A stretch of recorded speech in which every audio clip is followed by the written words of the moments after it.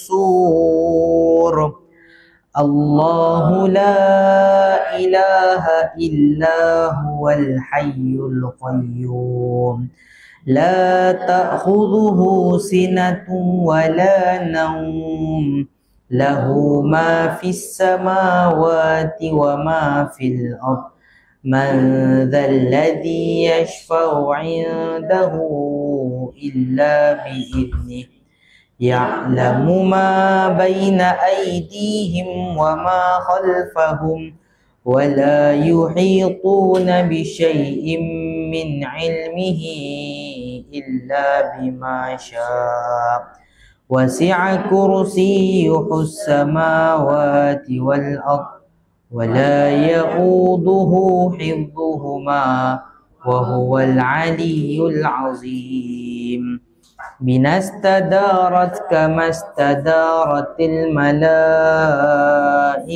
بمدينة الرسول بلا خندق ولا سور من كل قدر مقدور وحذر محذور ومن جميع الشرور تترسنا بالله تترسنا بالله من عدونا وعدو الله من ساق عرش الله إلى قاع أرض الله بمئة ألف ألف ألف لا حول ولا قوة إلا بالله العلي العظيم. عظيمته لا تنشق بمئة ألف ألف ألف لا حول ولا قوة إلا بالله العلي العظيم. صنعته لا تنقطع بمئة ألف ألف ألف لا حول ولا قوة إلا بالله العلي العظيم.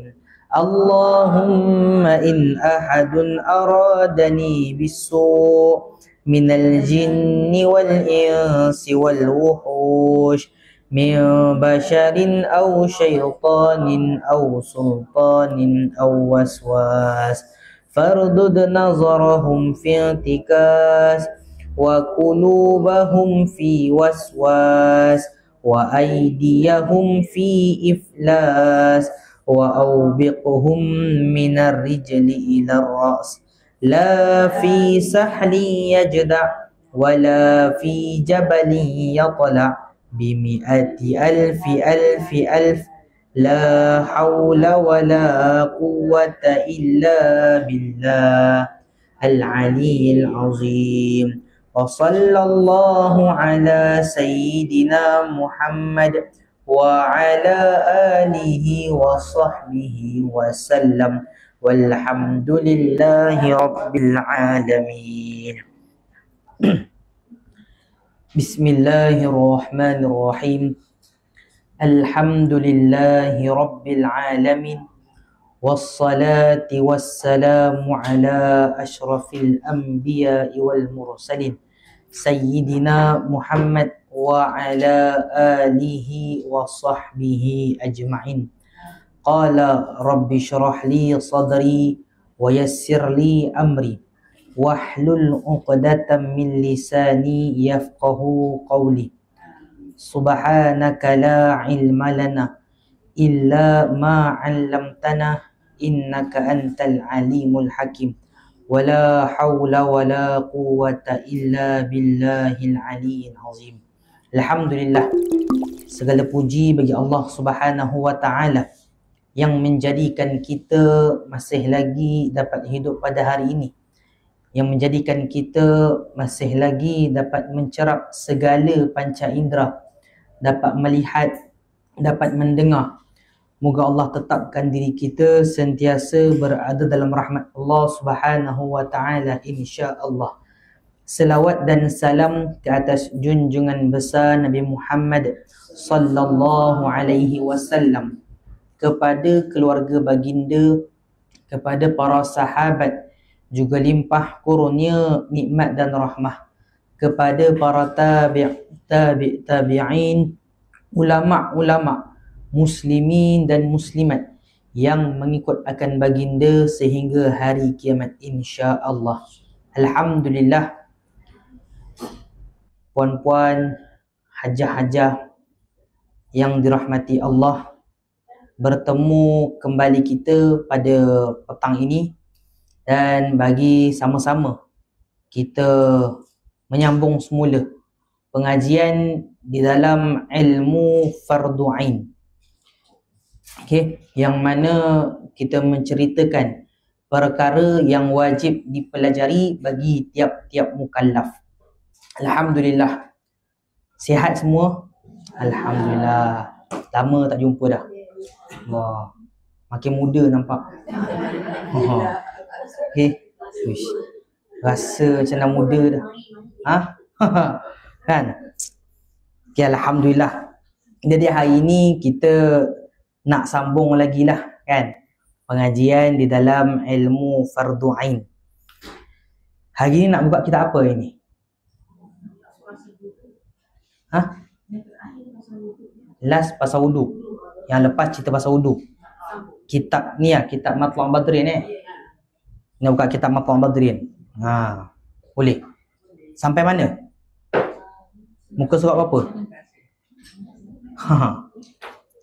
Ada tanda? Muka surat 14. 16. Muka surat 16. Okey. Bawah baris. Kitab ni, kitab warna biru. Kitab Matla'ul Badrain wa Majma'ul Bahrain. Kitab ini biru ni. Muka surat 16, 15 baris daripada bawah. Okey. Cuba tak? Okey. 15 baris daripada bawah 1 2 3 4 5 6 7 8 9 10 11 12 15. Tu dan ketiganya. Okey, jumpa Semua jumpa. Sama-sama kita baca. Bismillahirrahmanirrahim. Berkata muallif rahimahullahu ta'ala, yakni Syekh Daud Al-Fatani, dan ketiganya membasuh dua tangannya serta dua sikunya, dan jika tiada dua sikunya diiktibarkan kadar keduanya. Nak cerita apa ni? Iaitu ini perbahasan dalam bab rukun wudu. Rukun wudu. Rukun wudu ada berapa? 6. Rukun wudu ada 6. Yang ketiga, membasuh kedua tangan. Membasuh kedua tangan serta dua sikunya. Bukan dua tangan situ, nak kata membasuh tangan hingga ke siku. Basuh tangan sampai ke siku. Dan jika tiada dua sikunya, diiktibarkan kadar keduanya. Contoh, siku tak adalah, contohlah, kan? Mungkin si fulan ni, dia bukan kodong. Dia tangan ada, siku tak ada. Faham? Dia bukan kodong, tak ada siku. Maksudnya tangan dia tegak je, tak ada siku. Faham tak? Luruh je lah. Kan kita kan ada tiga sendi kan? Tiga sendi. Satu ni apa nama dia ni? Ni lengan. Ni pergelangan. Ni? Oh, ni jari. Oh, ni orang panggil ni jari Dia macam. Ni genggam. Tak. Saya panggil sendi pertama lah. Sendi pertama, sendi kedua, sendi ketiga lah. Bagi faham lah kan? Tapi dia siku tak ada. Faham tak? Dia tegak je. Atau ada ni je. Contoh. Kan? Ni lah cacat lah. Orang panggil cacat lah. Macam mana? Okay? Dan Allah Ta'ala jadikan seperti itu. Contohlah. Tapi kalau tak ada siku nak. Contoh, siku tak ada. Tapi ni tangan ada. Nak Sampai mana basuh? Sampai ni bahu. Tak. Diiktibarkan. Kalau rasa macam orang biasa siku kat sini, main dia basuh sampai sini lah. Basuh sampai sini. Gitu dia. Okey. Faham Setakat ni faham. Dan wajib membasuh barang yang atas dua tangannya daripada bulu. Dan jika lebat sekalipun. Kalau dekat tangan kita ni ada bulu, maknanya benda yang memang keluar dari tangan kita lah, wajib dibasuh. Dan walaupun bulu tu lebat, contoh panggil bulu dah macam mawas dah kan, contohlah dahsyat sangat tu. Tapi ada setengah orang memang dipanggil genetik. Genetik dia memang bulu tebal kan, itu nak basuh macam ni, wajib dibasuh betul-betul, digosok. Gosok. Dia beza kalau macam muka dulu. Kalau muka kan, jambang terlalu tebal sehingga tak nampak kulit, dia basuh sekadar usap saja. Kalau tangan tak, tangan dia kena gosok.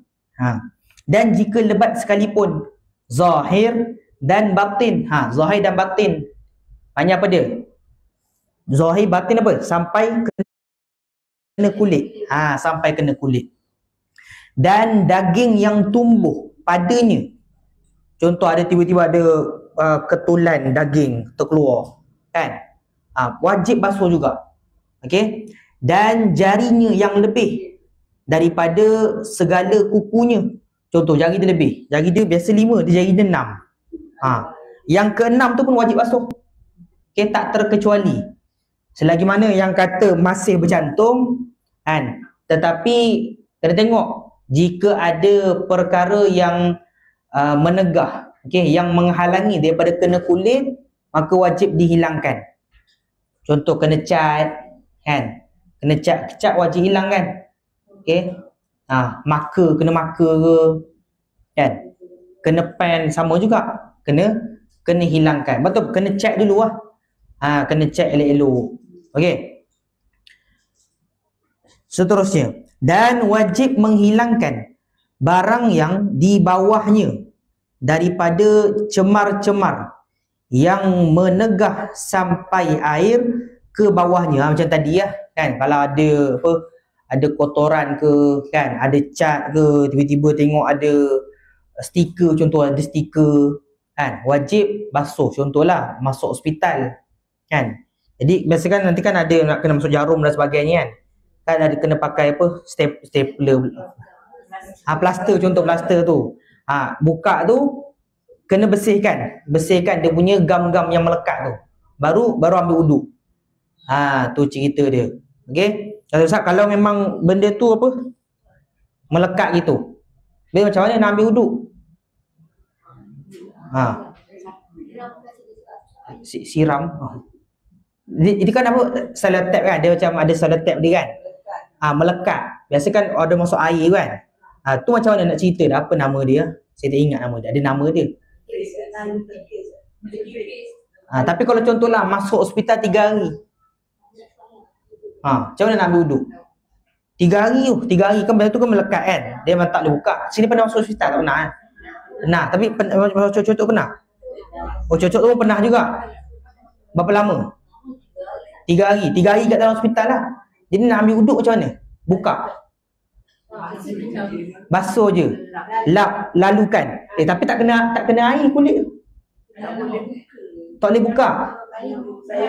Tayamum. Okey. Ni kalau dalam mazhab Syafi'i jika ada solat tu, okey, memang betul. Kita wajib ambil uduk kan, dan tempat tu kita gantikan dengan tayamum. Tayamum tu maknanya dah siap ambil uduk, lalu keringkan tangan, keringkan muka, lalu ambil uduk dengan niat menggantikan uduk sebab tangan kita ada solat. Tapi solat yang kita solat tu dinamakan sebagai apa? Solat yang kita lakukan dinamakan sebagai solat menghormati waktu. Solat, ya betul. Selepas dah sihat, keluar hospital, sihat, wajib diqadakkan solat yang mana kita solat dalam keadaan kita pakai solat tu. Kita gantikan kata yang betul, itu habis solat tu kita kena qadak semula. Sama keadaan macam contoh orang dia aksiden, tangan bersimin.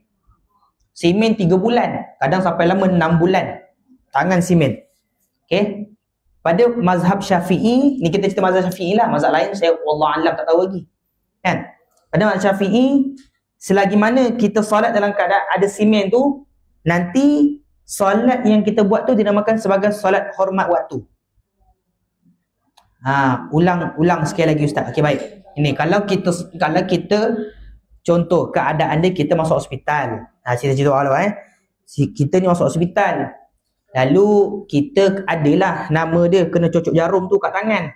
Ada selotip. Kan? Jadi nak ambil wuduk, air memang tak kena lah, confirm tak kena lah.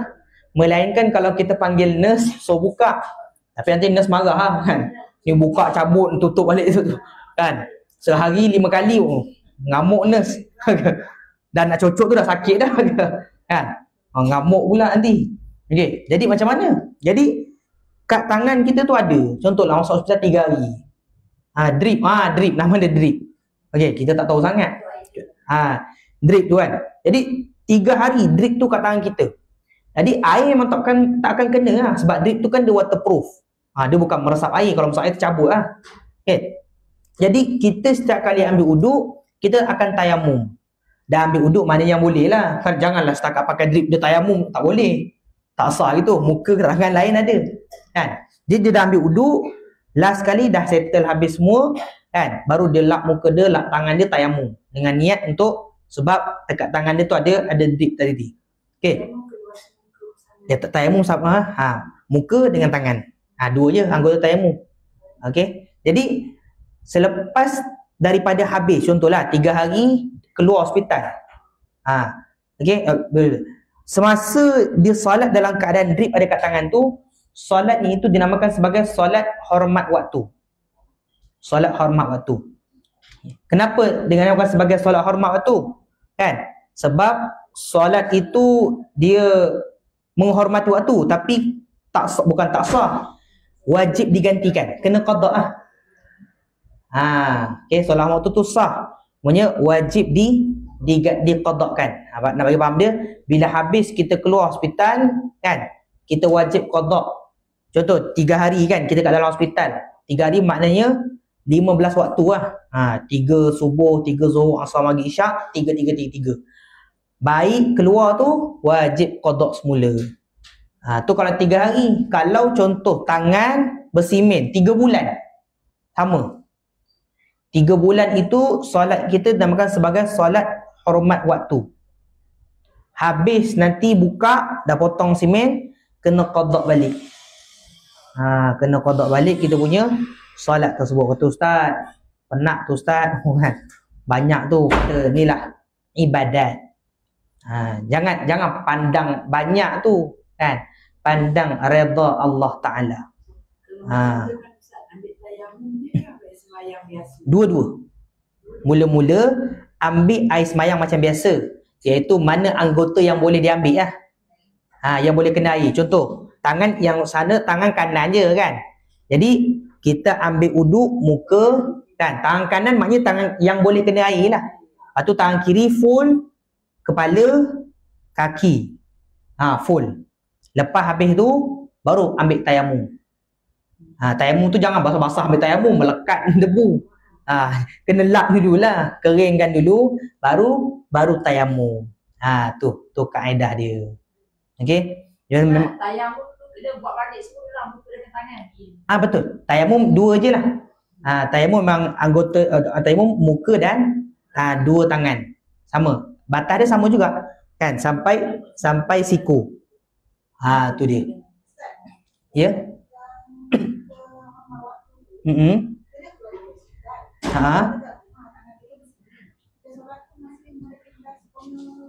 Macam mana?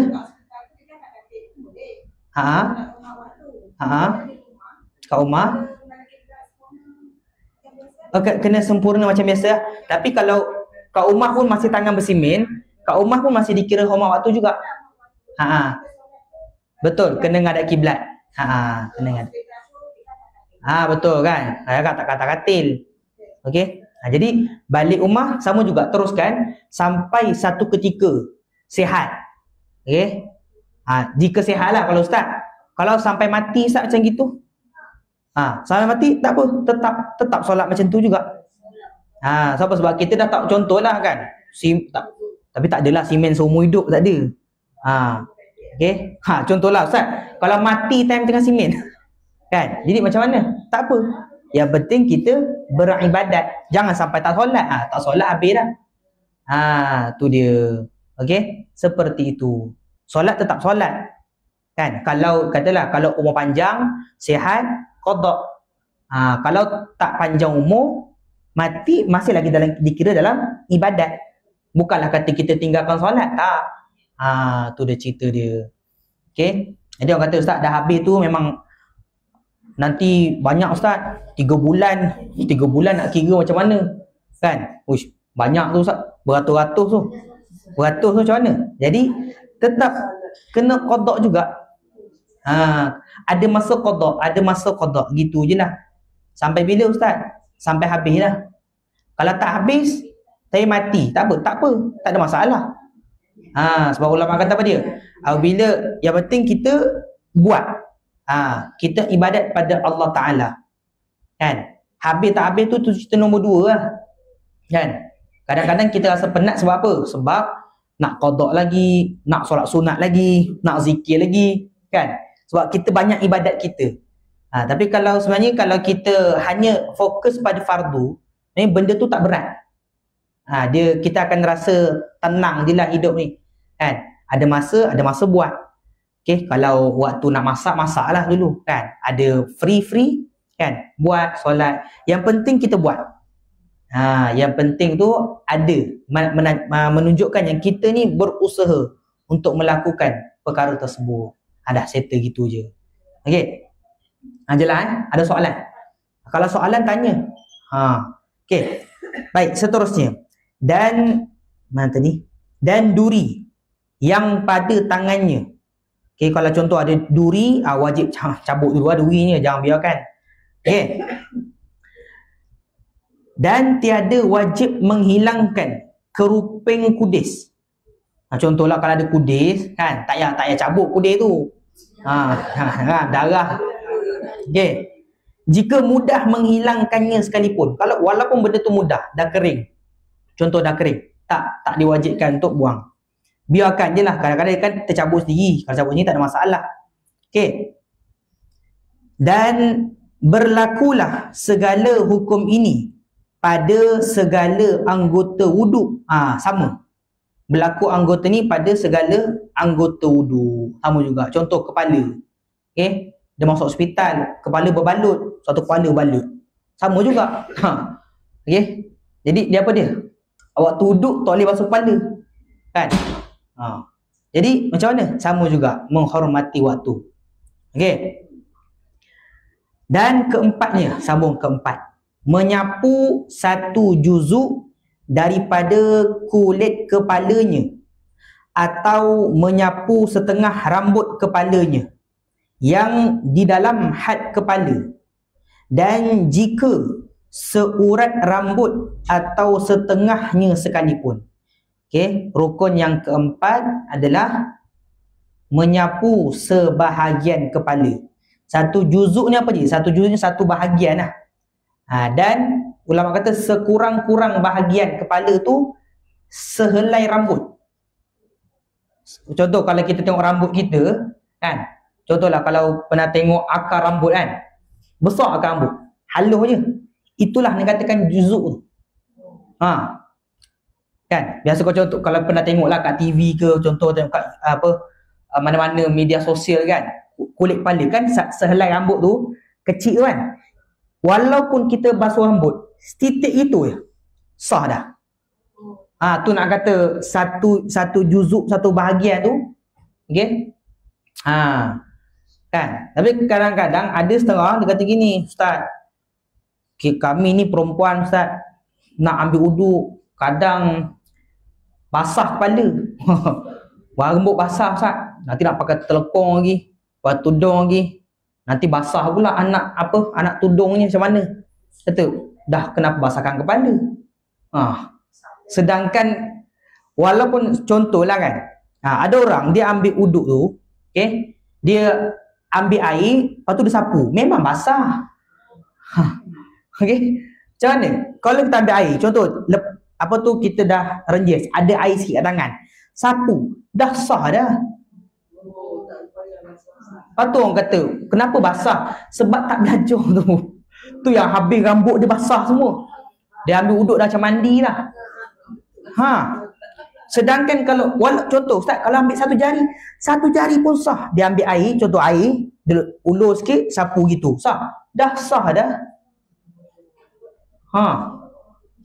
Kan? Nampak mudah tak? Mudah, kan? Lepas ni dah boleh, senang. Ni orang kadang-kadang nak solat tu Ustaz, telekong dah basah dah depan ni. Habis dah. Tu belum cerita yang kalau dia sapu satu kepala. Habis sapu satu kepala. Sampai ke belakang basah dia. Uish. Stres kawan dia. Kan? Seminggu sekali basuh telekong. Macam mana? Okey. Itu dia. Baik. Jadi, inilah nampak. Sikit nak katakan satu juzuk tu sikit. Tapi kata yang kalau basuh, bukan basuh penuh, menyapu seluruh kepala. Menyapu seluruh kepala. Itu kalau pada mana? Kalau pada mazhab Maliki ya. Kalau pada mazhab Maliki, dia wajib basuh seluruh kepala. Bukan basuh, menyapu seluruh kepala. Kalau contoh, tapi kalau kita nak ambil fadilat, boleh je basuh menyapu seluruh kepala boleh. Tu dia cerita dia. Baik. Inilah nak kata apa dia? Sikit je. Kan? Contoh kepala. Kepala yang mana? Betul. Kepala mana? Yang mana ada tempat tumbuh rambut tu kepala. Okey? Tempat tumbuh rambut tu kepala. Daripada depan ni sampai belakang ni. Sampai yang contohlah kalau kat tengkuk kita ni bahagian kepala lah. Ada orang kata bahagian kepala atas je, tak. Sampai yang belakang ni. Okey? Tapi kena ingat, jika rambut seseorang itu panjang, rambut dia panjang sangat, contoh rambut dia sampai pinggang. Okey? Yang dikatakan kepala mana? Adakah seluruh rambut dia pun dikira kepala? Yes, tempat tumbuh rambut saja. Rambut yang terkeluar lebih daripada kepala tidak dikira kepala. Tu rambut. Sebab ada orang dia keliru. Kan? Dia ambil uduk, rambut dia panjang. Dia tak nak basuh, dia basuh hujung rambut. Ada pernah berlaku. Kerana budak sekolah, dia tak belajar, kan? Budak sekolah menengah ni, bukan sekolah rendah, sekolah menengah. Dia ambil uduk, rambut dia panjang, dia ambil air, dia basuh rambut dia hujung ni. Kita tengok, mana pula belajar ni? So apa? Dia tak tahu. Dia ingatkan rambut tu pun dikira kepala. Kan? Kalau kita tahulah, mungkin cuba tanya balik ni, tanya anak kita. Kokok anak kita pun tak tahu kadang. Yang perempuan. Cakap, akak, rambut dikira kepala tak? Rambut kepala lah, contoh kata kepala lah. Walaupun contohlah rambut dia panjang, lepas tu contoh dia diikat jadikan sebagai contoh sanggul, bukan sanggul apa, diikat lilit ke atas kepala lah. Dan duduk dia basuh yang gumpalan ke atas tu. Dikira kepala tak? Sama juga, tidak dikira kepala. Tidak dikira kepala. Yang bukan kepala apa ni? Yang dekat. Melainkan kalau contohlah rambut dia panjang, jadi dia sapu dekat rambut yang atas ni, masih lagi dikira kepala. Sebab dalam had kepala. Kalau dah terkeluar dah tidak dikira had kepala lah. Tu cerita dia. Sideburn. Okey, contoh sideburn. Tanya, sideburn kepala ke tak? Rambut panjang ke kena. Okey. Cuba tanya. Sideburn, contoh kita kan, sideburn kita ni, ini muka. Kepala yang atas. Contoh ni atas ni kepala. Tepi ni kepala lagi, tepi ni kepala lagi. Sideburn muka. Sebab dia masuk dalam had muka. Sebab tu sideburn betul wajib sebab apa? Sideburn dia dalam had muka. Had muka, contoh sideburn dia panjang sampai dada dia. Maka dia kena basuh semua. Ini macam mana? Sebab tu ada, kalau wanita nak mudah, potong sideburn. Jangan bela sideburn. Bela rambut lah. Perempuan tak ada masalah. Kan? Jadi kadang-kadang ada setengah budak-budak muda ni kan, yang remaja-remaja ni, dia tak nak potong. Cyber dia panjang. Waktu nak duduk dia selak belakang. Apa? Tak sah. Tak sah dia punya wuduk dia. Sebab apa? Dia selak belakang, sedangkan yang dia selak tu wajib dia basuh. Tapi sebabkan dia selak belakang, jadi air tu tak kena. Air tu tak kena. Kan? Jadi maka tak sah dia punya wuduk dia. Nak selamat apa? Nak selamat potong. Biar apa? Biar tak ada yang terlebih ya, sebagai. Tu dia. Kan? InsyaAllah cantik lagi, tak ada cyber. Tak ada masalah lah kan? Kan? Tu dia. Kita tengok mak kita okey je. Dia macam tu lah. Ni ada soalan dalam online.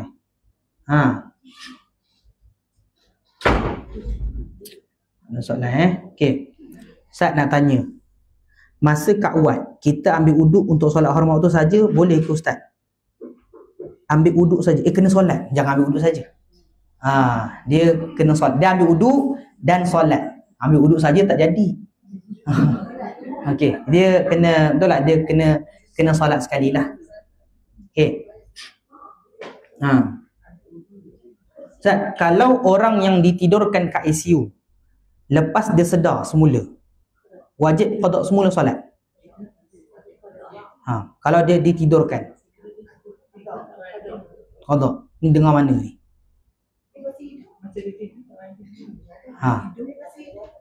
Okey. Tak sadar. Dia ditidurkan, bukan dia tidur saja, dia ditidurkan. Dia masih hidup. Jadi dia kena qada. Okey, untuk soalan ni saya kena rujuk kitab semula. Bagaimana keadaan orang yang ditidurkan? Okey, so, saya tak jawab dulu. Sebab saya pun dulu pernah belajar tapi lupa. Kan? Ni orang tanya balik ni baru saya ingat. Jadi saya kata saya tangguh dululah, saya simpan dulu soalan ni. Nanti boleh tanya dengan Ustaz. Mungkin Ustaz Sufi boleh jawab kot. Okey. Tu dia. Saya tak jawab dulu saya pun tak tahu sama ada diqada ataupun tak perlu qada. Terima kasih tanya. Nanti boleh simpan soalan. Saya kadang kita tak tahu juga. Yang dalam kitab lah kita tahu. Ada juga soalan yang kita tak tahu. Kita ni tak pandai sangat. Okey. Maksud saya tak ambil tayamum juga. Ambil uduk saja tapi tak ambil tayamum. Contoh Allahumma salli Ahmad. Dia pakai drip tadi tapi dia ambil uduk saja. Tak pakai tayamum. Kena tayamum sebab gantikan kawasan yang tidak kena air tu. Tidak kena air. Okey. Tak wajib wuduk. Ustaz, kalau niat uduk sahaja aku berwuduk. Kalau aku niat uduk sahaja aku berwuduk untuk membolehkan solat, valid ke? Sah ke? Ada cerita atas tadi sebelum ni lah yang pada apa soal niat kan, niat solat, niat uduk boleh, sah je kan. Orang kata lah waktu uduk dia kata sahaja aku ambil uduk pun dah boleh dah. Sahaja aku ambil uduk untuk solat fardu boleh juga, tak ada masalah. Yang sebelum ni tu cerita pada niat tu, pada awal-awal tu lah yang sebelum ni. Kalau ikut dekat baris berapa lah. Yang pertama tu niat tu. Okey, boleh tengok. Sebelum ni lah, mana? Ni. Nawaitu fardu wudu. Okey, nawaitu at-taharah anil hadath. Sahaja aku mengangkat hadas kecil pun boleh. Okey, baik. Setakat ni faham jelas. Kalau ada tak faham boleh tanya. Seterusnya, dan tiada memadai menyapu atas rambut yang disanggul. Sekira-kira jika ditarikkan dia keluar daripada had kepala. Macam tadi ya. Kan? Rambut dia panjang keluar daripada had kepala tapi dia sanggul. Dia basuh sanggul tu je. Sapu pun tak sah juga. Okay, sebab apa? Sebab dia bukan dalam had kepala. Dan memadai pada menyapu kepala barang mana pihak ada ia. Dan jika pada juzuk yang wajib membasuh akan dia serta muka dahulu sekalipun. Contohlah kan kalau dia ambil uduk kat muka, waktu basuh muka kan ada termasuk kepala sikit. Kan? Jadi waktu ambil kepala tu, waktu basuh kepala, dia basuh lagi tempat yang sama. Pun boleh. Selagi mana masih lagi dalam had kepala tersebut. Betul Ustaz, kalau orang tu botak kan, muka dia sampai mana? Botak licin. Contoh orang tu botak licin. Okey. Tak ada rambut. Jadi kata muka dia sampai paras mana Ustaz? Bukan muka, maknanya muka tu masuk dahi lah. Dahi dia paras mana? Dia kata paras, setengah ulama kata ikut kebiasaan orang. Contoh tengok orang muka dahi dia, contohlah paras-paras sini kan, maka dia basuh sampai sini. Tapi kalau eloknya dilebihkan sedikit. Lebihkan sedikit dia punya kepala dia. Sama juga kalau macam contoh ada setengah orang ni dahi dia kecil sebab dia ada anak rambut. Anak rambut juga dikira bahagian muka. Tak dikira bahagian kepala. Anak rambut wajib basuh. Macam contoh kan yang termasuk kat muka kan. Jadi itu wajib basuh semua. Segala anak-anak rambut yang terkeluar tu. Baik, seterusnya. Dan tiada ta'yin menyapu dengan tangan. Tiada ditetapkan menyapu dengan tangan. Dan jika disapu dengan kayu atau umpamanya memadalah ia. Tiada ditetapkan. Pada basuh kepala tidak ditetapkan. Sama ada nak guna tangan ke ataupun dia nak guna kayu ke pun boleh. Dan jika membasuh kepala atau menghantarkan tangannya yang basah, dan jika tiada digerakkan dia sekalipun, memadailah jua. Kan, contoh tangan dia basah, dia tak sapu pun. Dia basah, dia tak gini je. Dah, sah. Tak pun contoh lah, dia kata tak nak basah, dia ambil satu jari, dia letak je. Dah dikira sah dah. Mudah je. Okey. Itu dia. Ustaz, pada menyapu sebahagian kepala, adakah wajib sampai pada kulit kepala? Wajib ke tak wajib? Sampai pada kulit kepala. Jawapan dia tidak wajib. Contoh, tak kisahlah lelaki perempuan lah. Contohlah, dia rambut dia gini. Contohlah, kan saya tunjuk contohlah. Nak tunjuk perempuan tak jadi. Ni lelaki contoh, ni rambut dia tebal. Kan? Jadi, kalau orang tengok tak nampak kulit kepala. Kan? Jadi dia ambil air, dia gini je. Sah tak? Sah. Tak perlu sampai kulit kepala, tak perlu. Sebab? Sebab ini masih lagi dalam kepala. Masih lagi dalam had kepala tu. Okey? Contohlah, dia tak nak ambil tepi, tak nak ambil atas. Dia sapu gini lah. Contoh budak-budak kan, budak remaja, dia pakai pomade, nak pergi jalan-jalan. Kan? Jadi nak ambil uduk tu, dia tak nak sapu atas. Sayang nanti cair kan. Nanti basah pula. Jadi dia ambil dia gini. Boleh? Boleh. Sah. Tak pun dia kata tak nak tepi lah, belakang lah. Gitu. Boleh? Boleh. Yang penting dalam kawasan kepala. Color rambut. Kalau color rambut dia beza pula. Dia beza pada dia. Okey. Kalau color rambut tengok kan. Adakah warna yang diharuskan, warna yang dibolehkan, kan? Antara warna yang dibolehkan, warna inai. Warna inai dibolehkanlah, diharuskan memakai. Tapi kalau warna dah biru, merah, hijau tu, tu haram lah. Tak boleh color rambut. Kan? Jadi kalau contoh, Ustaz, sah tak dia punya wuduk dia? Okey? Jika warna itu tidak menghalang. Contohlah kan ada orang katakan dye yang halal kan. Halal ni maknanya dia tidak dia boleh meresap lah. Maknanya dia tidak menghalang daripada kena air tu, maka sah. Wuduknya sah, tapi haram tu pada kalakan rambut tadi itulah. Tu cerita dia. Kalau nak cerita pasal wuduk dia sah ataupun tidak, sah. Cuma dia dalam keadaan yang berdosa lah sebab dia kalakan rambut macam tu. Kan? Walaupun contohlah, walaupun dia kalakan hujungnya Ustaz, hujungnya. Pun tak boleh juga. Okay? Kadang ada orang dia nak buat gaya-gaya, dia kalakan sikit-sikit kan. Pun sama juga, tak boleh. Okay. Seterusnya. Dan kelimanya membasuh dua kakinya serta dua mata kaki jika tiada memakai muzah. Muzah ni apa muzah? Muzah ni khuf. Khuf ni dia sarung, dia macam stokin tapi kulit.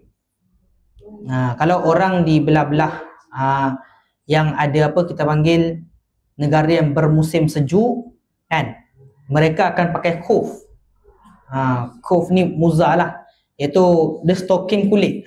Dia bukan stokin macam kita tu. Kalau stokin kita kan yang kain tu kan, ni stokin kulit. Tu. Okey. Wajib membasuh kedua kakinya serta sehingga buku lali. Sehingga buku lali. Buku lali mana yang kat buku lali itulah kan. InsyaAllah semua boleh ada sendiri lah. Ke ada yang tak ada buku lali? InsyaAllah semua ada lah buku lali. Dan disunatkan dia lebihkan. Sunatkan dilebihkan. Jangan ngam-ngam je buku lali dia basuh. Bagi ataskan sikit. Tapi jangan sampai situ punya lutut, tak payah. Sama juga macam dengan tangan. Kata tangan ambil uduk kan, contoh sampai siku. Sunat di ataskan, lebihkan sikit. Tapi tak disunatkan sampai bahu, tak. Sampai bahu makruh. Sebab dia dah lebih. Ni dikira membazir. Sampai habis bahu sekali dia sapu semua. Okey, ya apa? Sampai ni je. Kalau kata-kata separuh lah. Lebihkan sedikit. Tu dia cerita dia. Dan jika memakai muzah, wajib menyapu muzah atau membasuh kakinya. Dan wajib membasuh barang yang atas keduanya daripada bulu dan lainnya. Sama juga kalau kat kaki tu ada bulu, wajib dibasuh juga bulu-bulunya dan lainnya, seperti barang yang tersebut pada membasuh dua tangannya dahulu. Sama juga kalau kaki dah ada 6 jari, sama juga jari ke-6 tu pun wajib dibasuh juga. Okey. Kata kalau dekat jari kaki ataupun tangan dia, kuku dia panjang, tak kisahlah kuku kaki ke kuku tangan ke panjang, di bawah kuku wajib basuh ke tak? Wajib dibasuh. Lepas tu kalau ada kotoran wajib dibersihkan, dihilangkan. Ni kan kuku dah panjang dah seinci panjang dia bela-bela. Tak boleh. Okey, kena dibasuhkan juga bawah tu. Wajib dibersihkan. Tu dia. Pakai kaki palsu. Contohlah kaki dia sampai lutut. Kaki dah ada, yang asli ada. Yang asli tak ada dah. Jika yang asli dah tak ada, maka tidak dikira. Okey, kalau dalam kitab Sabilul Muhtadin, okey, anggota yang wajib dibasuh adalah anggota yang ada saja. Adapun anggota yang contohlah kaki dia kodong. Kodong tu maknanya separuh. Maknanya daripada betis sampai ke bawah tak ada. Maka kaki tu skip lah. Dia kira tinggal skip je kaki dia. Sama juga dengan tangan. Contohlah tangan dia kodong. Kodong tengok juga. Kalau kodong dia atas daripada siku, maka tak wajib basuh tangan dah. Tapi kalau bawah daripada siku, contohlah kodong kat sini je, yang ni kena basuh. Yang tinggal tu kena basuh. Sebab masih lagi dalam had wuduk. Okey, tangan tu. Contohlah dia pergelangan dia accident, lepas tu hilang. Kodong. Tak ada pergelangan tangan. Jadi macam mana? Basuh yang ni je lah. Basuh yang tinggal saja. Kalau tak ada juga contoh, tangan dia habis, Ustaz, kodong habis dah. Tak payah. Lepas muka terus masuk tangan kiri. Tu je. Kalau tangan kiri tak ada, skip je. Kan? Tinggal basuh kepala. Sama juga. Okey. Kepala insya-Allah ada. Kepala insya-Allah ada. Okey. Kepala tak ada tak jadi. Tak jadi kepala tak ada. Okey. Dan jelas sama juga, kaki pun sama. Baik, seterusnya. Mana tadi? Dan keenamnya, tertib. Tertib apa dia? Seperti yang telah tersebut itu. Maka tertib apa dia? Ikut turutan. Tertib ikut turutan. seperti yang telah tersebut itu. Yang tadi yang 5 tadi. Daripada rukun yang pertama sehinggalah rukun yang kelima. Maka jika lupa ia akan tertib, tiada memadai. Ertinya tiada dibilangkan dengan barang yang jatuh pada lain daripada tempatnya. Kalau tak ikut tertib, lepas muka terus skip kepala, tangan tak buat, tangan tak basuh, tangan ada tapi tangan tak basuh, maka tak dikira. Okey, wajib ulang balik. Bukan tak payah ulang balik pada muka, ulang balik basuh tangan terus. Pindahkan, contohlah dah basuh muka, basuh tangan, lepas tu basuh terus kaki, kepala tak basuh. Dia tinggal basuh kepala balik. Yelah, ulang balik dekat mana yang dia skip tadi tu je. Okay. Maka artinya tiada dibilangkan dengan barang yang jatuh pada lain daripada tempatnya. Maka tiada menafi bahawasanya hasil bagi membasuh mukanya jika menyertai niat. Maka tiada menafi bahawasanya hasil baginya membasuh mukanya jika menyertai niat. Dan jika membasuh 4 orang yang lain akan anggotanya bersamaan pada kali yang satu dengan izinnya, terangkat hadas mukanya jua jika ada niatnya pada ketika membasuh muka. Dan jika tenggelam yang berhadas kecil di dalam air serta niat akan wuduk, dipadakan dia. Kalau contohlah dia yang pertama tadi, dia ambil wuduk, dia minta orang ambilkan. Dia minta orang ambilkan wuduk dia dengan izin dia kan. Contoh dia perempuan, dia minta kawan dia ambilkan wuduk dia. Kawan dia ada 4 orang. Dia basuh muka, contohlah 5 orang. Seorang tolong basuhkan muka, seorang tolong basuhkan tangan kiri, seorang kanan, lepas tu seorang kiri kanan, serentak, basuh serentak. Waktu basuh tu niat sah tak? Sah, boleh. Boleh. Maknanya apa? Dia ambil wuduk tu serentak. Memang kita memang tak boleh ambil wuduk serentak kan. Contohlah dia duduk, dia tangan gini kan. Lepas tu kawan dia basuhkan. Seorang basuh kanan, seorang basuh kiri, seorang dah standby basuh muka kan, seorang dah standby basuh kepala. Maknanya setiap anggota tu ada orang-orang yang basuhkan. Lepas tu waktu basuh tu dia niat, saja aku ambil wuduk. Lepas tu kawan dia tu pun tolong basuhkan. Sah? Sah, boleh. Tapi yang penting perempuan dengan perempuan lah, jangan lelaki pula. Lelaki tak sah lah. Tu dia. Okey, yang penting mahram dia. Kalau bukan mahram tak jadi. Sama juga macam suami. Suami pun tak boleh, melainkan kalau berlapik. Berlapik boleh. Tu dia. Okey. Dan jika tenggelam yang berhadas kecil dalam air, ni contohlah dia tenggelam ni maknanya dia mencelupkan diri kat air, kat sungai kan. Kat sungai. Jadi dia terjun. Dia terjun. Okey. Dengan niat serta niat akan wuduk. Dia niat waktu dia terjun tu, saja aku ambil wuduk, terjun. Okey. Dipadakan dia. Dan jika tiada diam ia padanya sekalipun, maknanya dia celup badan terus semua, lepas tu naik terus. Naik terus. Kerana hasil tertib pada beberapa lahzah yang sedikit jua. Apa dia? Iaitu kalau dia buat tu dalam keadaan serentak. Serentak. Okey, bersamaan. Kalau jadi bersamaan. Macam tu ikut tertib ke Ustaz? Masih lagi dalam tertib. Betul dia kata bersamaan. Maknanya basuh tu kena serentak. Dia tak boleh kaki basuh dulu, tangan kemudian, tak boleh. Dia basuh tu serentak. Sama juga macam celup tadi. Dia celup kepala tu, niat, terus masuk, terus terjun. Tak kisahlah kolam ke kan. Kalau kolam kan tengok juga, lebih tak 2 kolam. Kalau lebih 2 kolam, kalau contoh swimming pool, tak ada masalah.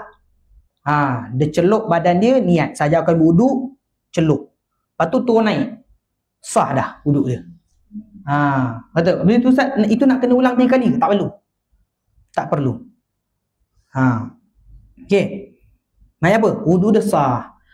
Kalau ramai-ramai macam tu, semua sekali kena niat ke atau tak? Yang empunya diri je lah yang niat. Yang basuhkan tu tak payah niat. Okey, maknanya dia niat si. Okey. Seterusnya. Bermula sunat wudu. Bermula sunat wudu.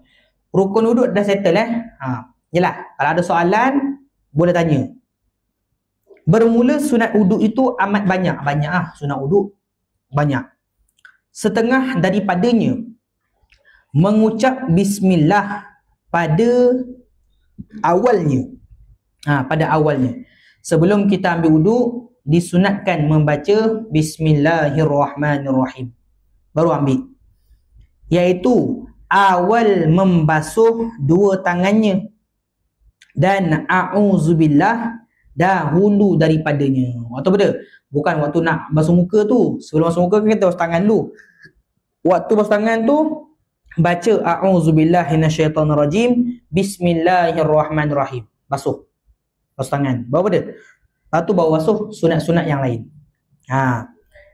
Maka jika meninggal akan bismillah pada awalnya, jikalau sengaja sekalipun didatangkan pada pertengahannya, tiada apabila selesainya. Boleh. Contohlah, tapi jangan sampai selesai. Contohlah, awal tadi dia lupa baca bismillah. Waktu dah basuh muka baru teringat. Boleh baca. Boleh baca ketika, tapi jangan sampai habis dah. Dah basuh kaki baru nak baca bismillah tu tak jadi. Yang penting pada pertengahannya wuduk tersebut. Tiada apabila selesai, jangan selesai. Dan membasuh dua tapak tangannya hingga pada pergelangannya dahulu daripada berkumur-kumur. Dahulu daripada berkumur-kumur. Maksudnya apa dia? Kalau ikut turutan, yang pertama baca ta'awuz, lepas tu baca bismillah. Lepas tu baru basuh pergelangan tangan. Pergelangan tangan ni lah. Ni pergelangan tangan ni basuh. Okey. Menyelati jari semua. Okey. Lalu barulah berkomor. Baru komor-komor. Komor. Apa ni? Ada orang tanya. Kiranya bolehlah masuk dalam kolam niat uduk. Terangkat uduk dengan hanya terus selam dalam air. Betul? Terangkat dah uduk dia. Bukan. Terangkat hadas dia lah. Hadas dia dah kira terangkat. Walaupun dia tak sapu. Maksudnya walaupun dia tidak menggosok anggota badan dia. Walaupun tak gosok. Dikira sah. Tak ada tertib. Ni itu bezalah kalau ambil sekaligus. Maksudnya tu memang dia celupkan badan dia dalam air. Boleh. Yang penting air kena air yang mutlak. Air mutlak. Tu dia. Celup. Jangan pula air manis, tak jadi. Tak boleh. Kalau kat laut pun boleh. Air garam. Boleh air garam. Kan? Dia mandi laut. Jadi lepas contohlah, Ustaz, kalau awal-awal tu tak nak last-last. Kan? Waktu dah nak habis tu, lalu dia pun niat saja akan wuduk, lepas tu dia celup dekat dalam laut tu. Dah. Sah wuduk dia. Bangun tu tukar baju, lepas tukar baju terus solat. Boleh. Tu kalau dia dekat laut lah. Laut kata, Ustaz, nanti melekit, tak apalah. Nanti kan bilas. Bilas tak ada masalah. Yang penting jangan pegang kemaluan pula waktu bilas tu. Kalau pegang, habis lah, batal lah batal wuduk kita. Kena wuduk semula. Okey. Ya? Ada rumah yang bilik air dia, campur dengan tandas, boleh ke baca bismillahirrahmanirrahim? Boleh ke baca bismillahirrahmanirrahim? Jangan dilafaz, tak boleh. Makruh. Ya betul. Makruh. Okey. Kalau lafaz tu makruh lah. Jadi kalau contohlah, macam mana? Dia keluar kejap baca bismillah. Baru masuk, boleh. Okey. Lagipun kalau kita pun nak baca doa pun memang luar daripada bilik air. Jangan pula masuk bilik air baru baca bismillah, tak boleh, makruh. Tu dia. Okey. Jadi kalau sama juga kalau macam contohlah. Ni kalau bab air masin kan, air masin pada bab pengurusan jenazah. Sunat memandikan mayat dengan air masin. Ni dalam kitab Sabilul Muhtadin. Kalau contohlah kita ada air masin, sunat guna air masin, guna air laut. Betul, lebih afdal. Di antara air tawar dengan air masin, lebih afdal guna air masin dalam kitab Sabilul Muhtadin. Sebab air masin ni dia mengawet, dia mengurangkan, melambatkan busuk. Betul, melambatkan busuk mayat. Itu dia. Dia pun kalau kita tengok orang dulu-dulu pun yang mayat-mayat diawet, memang diguna garam. Diguna garam untuk elak reput, kulit-kulit dia tu. Kalau boleh lah, kalau tak boleh tak payah. Dia guna ni je lah. Guna air biasa yang pipe je. Lalu seterusnya, dan dibasuhkan keduanya 3 kali. Tahu tak? Tapak tangan tadi 3 kali. Komo pun 3 kali. Jika terdaya ia pada suci keduanya. Dahulu daripada memasukkan dia di dalam benjana yang kurang airnya daripada 2 kulah, maka sunat ini lain daripada yang dahulu. Kalau contohlah air tu kurang 2 kulah, jangan pula kita cedok komo campak tu balik, komo keluar, buang airnya. Tapi kalau contohlah air tu 2 kulah, yang tangki hitam besar dia ambil wuduk, tapi sebelum tu dia komo dah komo tu dia ludah balik dalam air tu, boleh sebab air tu masih lagi dikira suci. Tapi janganlah buat perangai gitu, teruk sangat lah tu, komo buang kat luar lah, buang kat luar. Okey. Dan berkumur-kumur, kemudian daripada membasuh dua tapak tangannya, lepas kumur, lepas tangan baru kumur. Dan hasil sunat padanya dengan memasukkan air pada mulut kosam, ada diairkan dia. Maksudnya dia berkumur-kumur lah. Tapi ingat, kalau pada bulan Ramadan, jangan bukan elakkan kumur, boleh berkumur, tapi jangan sampai terlalu mubalaghah, dia macam contoh waktu puasa jangan buat gitu, boleh batal puasa. Okey, dahulukan diairkan dia, diludahkan dia atau tiada, maka jika berhendak akan yang akmalnya, akmal tadilah, diludahkan dia, kemudian daripada diairkan dia. Contohlah dia nak dia ambil wuduk guna air masak, waktu komo-komo, lepas komo tu dia telan, okey, boleh, tapi janganlah buat macam gitu. Kalau nak kata boleh tu boleh. Okey, dapat sunat wuduk tu dapat juga sebab dia dah komo. Okey, lepas tu dia telan. Contoh, jangan buat macam gitulah, teruk sangat tu. Diludahkan semula. Dan menghisapkan air. Menghisap ni maknanya dia sedut air kepada hidungnya, kemudian daripada berkumur-kumur, lepas kumur, atau dinamakan sebagai istinsyak. Istinsyak ni apa dia? Memasukkan air ke dalam hidung. Tengok je, masukkan air ni dalam keadaan ni, kalau eloknya apa? Kita sedut sikit, tarik sikit, tapi orang kata, Ustaz, sakit Ustaz. Tapi sebenarnya kalau ada sebahagian doktor, dia kata sebenarnya benda tu elok, bagus dia kata. Kalau, tapi memang betul, kalau kita dah terbiasa nanti contoh dah buat dalam seminggu, nanti lama-lama kita tarik tu tak rasa sakit dah. Sakit tu, kalau orang rasa sakit maknanya ada masalah. Tapi kalau kita tarik tu kadang-kadang dah tak sakit, tu maknanya cantik. Hidung kita cantik, tapi jangan ada orang dia basuh batang hidung gini ambil hidung basuh ujung, ini tak jadi.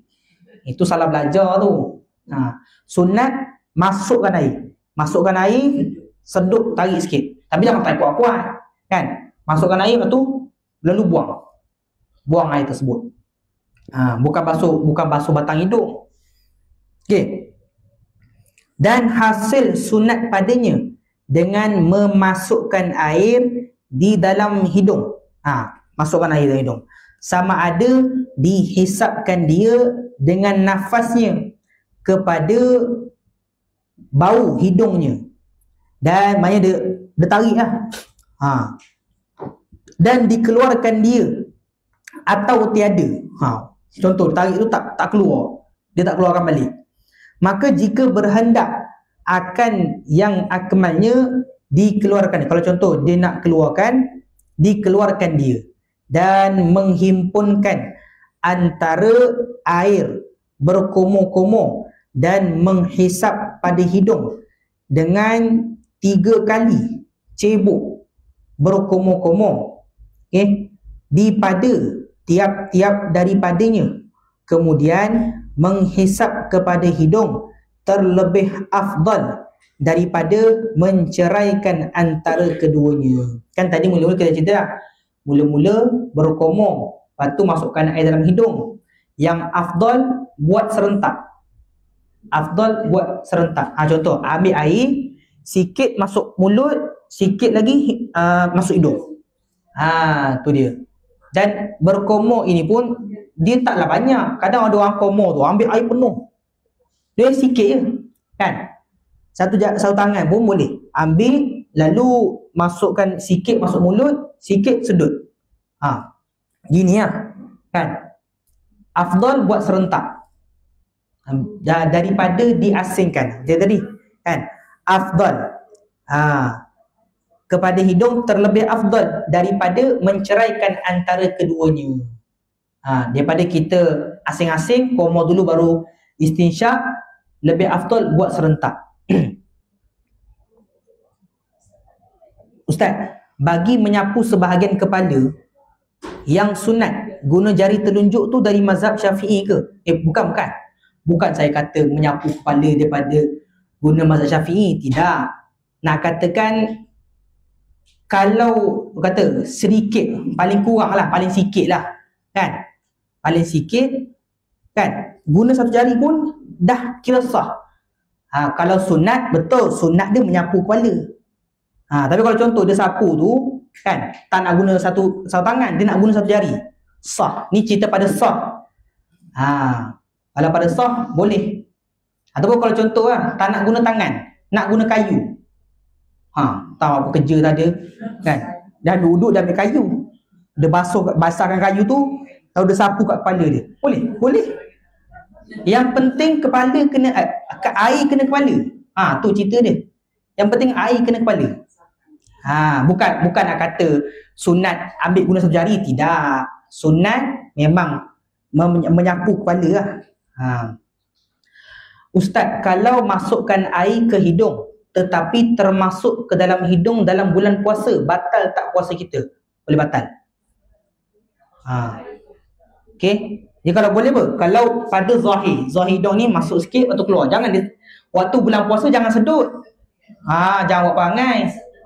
Sebelum puasa elok dia sedut. Tiba-tiba waktu puasa dia ambil air, tarik. Batal. Batal puasa dia. Sebab apa? Dah termasuk dalam rongga yang terbuka. Masuk rongga terbuka. Sama juga dengan telinga. Kan? Waktu bulan, contoh kita ambil apa? Air kan? Waktu uduk biasa tak jadi lah. Contoh waktu mandi, basuh telinga, air tu masuk telinga. Kan macam kadang-kadang kan? Jadi pekak. Batal puasa. Kecuali kalau mandi wajib dan mandi sunat. Kalau mandi harus, batal puasa. Mandi harus ni apa dia? Mandi selain mandi wajib dan mandi sunat. Mandi sunat ni contoh apa dia? Jumaat, contohlah Jumaat, kan? Raya dah tak puasa dah, kan? Contoh raya tak puasa dah. Mandi harus, mandi yang selain tu lah, kan? Betul, mandi biasa lah, mandi biasa. Biasa kalau orang apa nak buka kan, nak buka mandi. Sebenarnya kalau ikut Allahumma salli Muhammad, dia yang makruh sebenarnya menyegarkan badan. Dalam ulama ni kalau ikut kan makruh menyegarkan badan bila nak buka ni. Kadang kita lagi setengah jam nak buka, waktu tu lah nak mandi. Okey. Dia bukan boleh tu boleh, cuma makruh. Kalau nak elok apa dia? Lepas buka. Lepas maghrib lah kan. Sebelum nak pergi solat tarawih tu, waktu tu mandi lah. Buka solat je, solat pun mandi. Tu boleh lah. Seeloknya lah, seeloknya. Apa sebab memang makruh menyegarkan badan ketika bulan Ramadan ni. Sebab bulan Ramadan kan dia kan kita tarbiyah. Kan tarbiyah rasa diri tu memang kena penat lah. Betul sunat dia apa? Bulan Ramadan memang nak ditarbiyah diri kita lah supaya kuatkan diri kita. Itulah bulan Ramadan, antara hikmah bulan Ramadan. Sunat sama. Puasa sunat pun sama juga. Kan contoh kita puasa Isnin Khamis, nak buka tu mandi, sama juga, makruh. Kalau macam mana? Kalau elok dalam asar lah, asar tu masih boleh lagi lah. Lepas asar tu mandi. Lagi 2 jam nak buka ke, waktu tu mandilah, boleh. Tak dikira makruh, tapi dikira harus lah, Okey. Tapi jangan mandi dah nak lagi setengah jam lah. Lagi setengah jam buka tu jangan mandi. Mereka kalau contohlah kalau ada apa nak pergi buka luar kan, ya boleh lah buka luar. Tapi tahulah makruh lah, hukum dia tu makruh. Tapi kalau boleh elakkan, cuba elakkan. Okey. Sebab kalau bulan Ramadan ni kan berganda, pahala kita berganda. Buat sunat dapat pahala wajib. Kan? Buat wajib dapat pahala 70 kali ganda. Tu dia. Okey. Dan menyapu sekalian kepala. Adapun menyapu satu suku daripada kepalanya, maka wajib ia seperti barang yang terdahulu sebutnya. Sunat basuh sekalian kepala, menyapu sebahagian kepala. Pada mazhab Syafi'i, menyapu sebahagian kepala dikira sunat. Sebahagian pula sekalian. Maknanya sapu semua. Macam mana? Kalau ikut sunat dia, basahkan tangan kan, bukan ambil air, basahkan tangan ni, tarik ke belakang.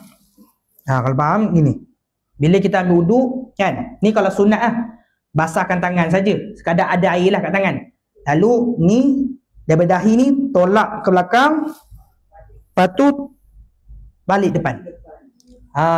Tu afdal, sunat, dapat pahala sunat. Kalau yang wajib macam tadi lah, yang awal tadi lah kan, sebahagian kepala, sedikit-sikit, paling kurang setengah rambut. Tu cerita dia. Okey. Ni sunat dia. Dan yang tadi, maka wajib ia seperti barang yang terdahulu sebelumnya, yang tadilah pada rukun tadi. Dan jika tiada berkehendak meninggalkan barang yang di atas kepalanya daripada serban atau kopiah, dan umpamanya menyempurnai ia dengan menyapu atasnya. Dia tak nak cabut dia punya kopiah dia kan, tapi dia sapu atas serban dia atau kopiah, dan umpamanya menyempurnai ia dengan menyapu atasnya, boleh juga. Sapu kopiah atau serban macam ni lah tuan-tuan. Tapi dah ambil lah yang sunat tu, dah ambil. Yang wajib tadi dah ambil dah. Lepas tu yang kedua tiga tu dia nak sapu atas serban dia, boleh. Dapat pahala sunat. Dan menyapu sekalian dua telinganya, zahirnya dan batinnya. Ni lah. Okey, pada menyapu telinga dengan air yang lain daripada air sapu kepala. Lepas dah basuh kepala, sapu kepala, okey, basuh telinga, air lain, tukar air lain. Okey. Yang sempurna. Sunat pada kaifiat menyapu keduanya bahawa memasukkan kepala dua telunjuknya di dalam dua lubang telinganya dan diairkan dia keduanya atas segala lipatan telinga dan dilalukan dua ibu tangannya atas belakang dua telinganya, kemudian dilekatkan dua tapak tangannya padahal basah keduanya dengan dua telinganya. Ni kalau pada basuh telinga. Sana cara basuh telinga, iaitu kan, contohlah ni telinga kita kan, okey, masukkan jari kat lubang telinga ni, lalu ni kan kalau biasa kalau telinga kita ni dia ada laluan, dia macam siput tu, dia gini, kita lalukan gini, lalukan bahagian ni dalam, ya, daripada ni atas ni turun bawah, lalu ni apa, ibu jari ni belakang tolak ke depan. Gitu cara dia. Kadang ada orang dia bila basuh telinga, dia basuh belakang je, dalam dia tak basuh, dia ambil air gini je.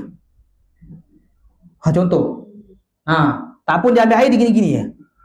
Gini. Okey. Kalau yang afdal, letak ni pusing lalu tolak ke depan. Tu yang afdal dalam kitab ni ajar. Lalu apa dia? Lalu lepas 3 kali kan, tapak tangan ditekuk. Ni tekuk. Ni tadi dia kata kan. Okey. Diairkan keduanya mana ni? Dan dilekatkan dua tapak tangannya padahal basah keduanya dengan dua telinganya. Ni gini. Ni tekuk. Tekuk 3 kali.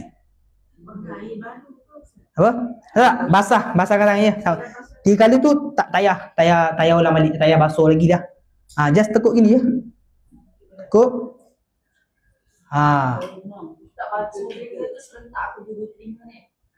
Boleh. Okey. Mana anggota yang boleh dibasuh serentak, boleh dibasuh serentak. Satu boleh. Tapi kalau ikut yang afdal buat serentak. Afdalnya buat serentak. Mana anggota yang boleh dibasuh serentak? Anggota lain tak boleh lah. Yang boleh dibasuh memang tak apa, telinga kita je boleh. Kitab apa Ustaz baca? Kitab Matla'ul Badrain. Matla'ul Badrain wa Majma'ul Bahrain. Okey. Tapi kalau dalam kitab Sabilul Muhtadin, dia cerita sunat membasuh telinga 12 kali. Okey. Tu dia. Sunat basuh telinga 12 kali. Jadi macam mana? Okey. Yang Allah maksudkan, mula-mula basuh muka 3 kali. Lepas tu basuh kepala. Basuh kepala 3 kali. Basuh telinga 6 kali. Kalau apa dia? Kalau dalam kitab Sabil, saya tak bawa kitab dia. Okey, waktu basuh muka berapa kali? 3 kali. Setiap 3 kali kan? Basuh muka 3 kali. Setiap kali basuh muka sekali tu tekuk. 1. Kali kedua tekuk juga. Kali ketiga pun sama juga. Tekuk juga. Tak payah bukan. Dia tekuk. Lepas tu basuh kepala kan? Basuh kepala 1 tekuk. 2, 3 kali kan? Main 3 kali tekuk lah. Telinga sama juga. Basuh telinga sekali tekuk. 2 kali tekuk. 3 kali tekuk. Total 12. 12 kali. Kan? Muka 3 kali. Lepas tu waktu kepala 3 kali. Waktu basuh telinga kan double. Jadi 6 kali. 6 tambah 6 12. 12. Tu je. Betul? Ya?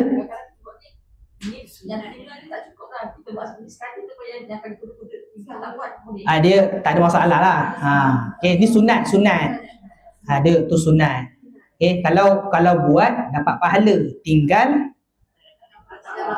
dapat juga. Dapat rugi. Okay. Lagi sekali Ustaz, kat telinga double. Double, bukan double, double tu maknanya kan kita basuh telinga. Basuh sekali, lepas tu tekuk. Tu saya kata double. Jadi berapa kali kita pusing tu, jadi maknanya tekuk tu ikut bilangan yang kita pusing lah. Kan? 3 kali kita basuh telinga, bermakna 3 kali lah kita tekuk. Jadi total 6. Tu cerita dia. Okey. Baik. Seterusnya. Jelas, faham? Ulang sekali lagi Ustaz. Sekali lagi ulang. Allah Akbar. Okay, saya ulang sekali. Pada basuh telinga. Okay. Ni kalau dalam kitab ni je lah. Dalam kitab ni dia ceritakan waktu basuh telinga je. Tapi kalau dalam kitab Sabilul Muhtadin, dia cerita daripada basuh muka. Ni saya ambil yang ni lah. Waktu basuh telinga, kan, sunat. Lepas setiap kali kita basuh telinga, tekuk. Basuh telinga berapa kali? 3 kali. Bermakna tekuk tu berapa kali? 3 kali juga. Total 6. Satu kali contohlah, ambil kan gini, 1, lepas tu tekuk. Lepas tu ambil lagi air, kan, basahkan air, sapu lagi kali kedua, tekuk lagi. Lepas tu ambil air satu kali ketiga, kan, tekuk lagi. Dah total 6. Tu dia. Okay, kalau kata tukar air pun tak tukar, sebab waktu kita basuh telinga, air yang dekat tapak tangan kita tak kena pun. Kan kita basuh telinga kan, yang air kan yang dekat jari je. Jadi air yang dekat tapak tangan ni, yang basah-basah ni, just tekuk. Ustaz, apa kaifiat dia tekuk telinga? Allah, itu kena buka kitab besar sikit. Kan, kalau orang katalah apa kelebihan dia, itu saya pun wallah alam. Ulama ajar cara buat. Tu mungkin nak kena buka kitab hikmah lah. Kitab hikmah tu mungkin insyaAllah lah boleh tanya. Kalau tanya saya kata saya tak tahu je. Sebab ulama ajar gini, kita buat je lah. Tu cerita dia. Tapi memang kadang-kadang ada orang dia nak tahu, Ustaz, apa kelebihan kita buat macam gini. Jadi kalau pada guru saya kata tak tahu pun tak apa. Mungkin ada kelebihan yang kita tak tahu. Tapi kalau nak tahu boleh, kena cari ustaz lebih sikit lah, ustaz yang power sikit lah. Kalau kita ni darjah 1, tu mungkin nak kena cari ustaz universiti. Universiti insyaAllah boleh tahu.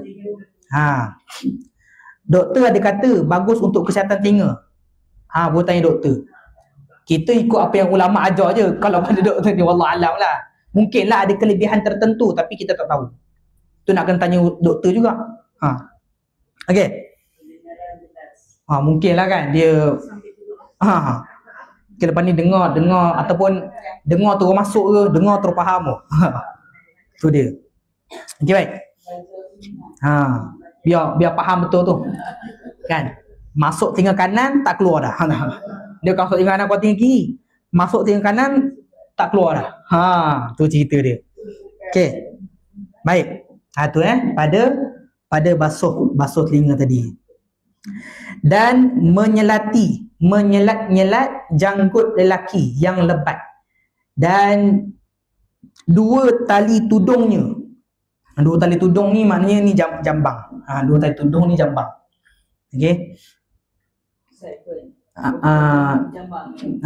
Jambang. Demikian lagi tiap-tiap bulu yang dipadakan dengan membasuh zahirnya. Betul, kalau lelaki yang kalau setakat janggut, setakat 2-3 lem macam ni tak ada masalah, basuh je. Ni kalau contoh dah orang tu jambang dia tebal. Kan ada orang macam barbarian kan. Dia pun jambang tebal. Itu sunat dia menyelati. Dah gini je. Menyelat-nyelat lah dia punya jambang tu. Okey. Betul, selak-selak je. Dia tak perlulah nak kena sampai, mungkin sebab tebal sangat, tak perlu sampai nak kena kulit. Okay, jadi sekadar dia menyelat-nyelat saja dia punya jambang dia tersebut. Okay. Saya basuh telinga satu-satu Ustaz. Mula telinga kanan 3 kali, kemudian 3 kali. Boleh ke Ustaz? Mula dia basuh telinga kanan 3 kali, atau basuh telinga kiri 3 kali. Kalau afdal, kalau boleh tu boleh. Afdal serentak. Afdal serentak. Tu dia. Kalau nak kata sah tu sah je sebab dia sunat. Mana tadi? Ada pun janggut lelaki yang jarang dan janggut perempuan dan khunsa maka wajib diselat-selati akan keduanya. Kalau setakat janggut 2-3 helai macam ni kan, nampak kulit, wajib digosok. Wajib digosok, wajib dirasuk, tak kisah laki ke perempuan ke. Sama juga dengan misai. Misai pun sama juga, kena digosok. Saya kata ustaz, kalau misai tebal, okey, misai berbeza. Misai tebal wajib dikenakan dekat kulit dia. Okey, so apa? Misai bukan sunnah. Okey, yang sunnah janggut dengan jambang. Okey, misai dia kena tu. Lepas tu sunat dicukur misai, dinipiskan. Dipotong. Yang sunat dibela janggut. Misai tak sunat dibela. Tapi kadang orang sekarang ni dia nak bela misai daripada bela janggut. Pelik sekarang. Kan? Kita tengok budak-budak sekarang ni yang dah ada misai tu, dia lebih suka bela misai. Tak tahulah dia ikut mana. Mungkin dia ikut orang-orang ni belah-belah barat kot kan. Tengok misai lentik-lentik macam tu. Tak payahlah ikut orang. Kan? Okey, tu dia. Itulah. Baik. Dan kaifiat ni cara bahawa memasukkan segala anak jarinya di bawah janggutnya, dan yang afdalnya dengan anak jari tangan kanan. Yang afdal macam mana? Yang afdal ni daripada bawah ke atas. Afdal daripada bawah tolak ke atas. Ada orang kan daripada atas ke bawah kan. Kalau afdal daripada bawah. Selat tu daripada bawah. Mungkin Nabi tak ada misai ke ustaz? Nabi tak ada misai ya. Yang saya belajar dulu, Nabi ada janggut. Nabi ada janggut. Misai saya Allah alam tak pernah dengar lagi. Macam tak pernah disebut. Nabi memang betul, Nabi menyuruh cukur misai, maknanya potong misai. Tapi yang menceritakan Nabi ada misai tu saya tak pernah dengar lagi. Okey, tu kena sama juga, tanya ustaz lagi hebat. Kita ni ustaz darjah 1 je. Kan, tukang baca kitab je. Macam mana? Okey. Jadi, dan menyelati segala anak jari, 2 tangan dan 2 kaki. Jika sampai air kepadanya dengan ketiadaan menyelati. Maka jika tiada sampai, melainkan dengan dia, seperti anak jari yang sangat berdampik. Dampik tu maknanya terlalu rapat. Sekira-kira tiada sampai air, nescaya wajib menyelati akan dia. Okay? Jika air boleh sampai, okay? Jika air boleh sampai tanpa kita selat, maka hukum menyelat jari itu adalah sunat. Tetapi jika air tak boleh sampai dekat celah jari kita, maka hukum menyelat tu menjadi wajib. Faham Sama juga dengan kaki. Contoh, kaki kita kan kadang-kadang ada orang kaki dia terlalu rapat jari kaki dia. Jadi kalau dia ambil air pun, air tu takkan masuk dekat celah-celah jari. Maka hukum dia selat jari kaki tu jadi wajib. Tetapi kalau contohlah dia hulur kaki ke air pun, air dah boleh sampai dekat dia punya celah-celah jari ni, maka hukum dia selat jari tu adalah sunat. Sunat. Kalau tangan sama lah. Okey, tangan dia. Dan mana seterusnya? Mana tadi? Dan mana tadi ni?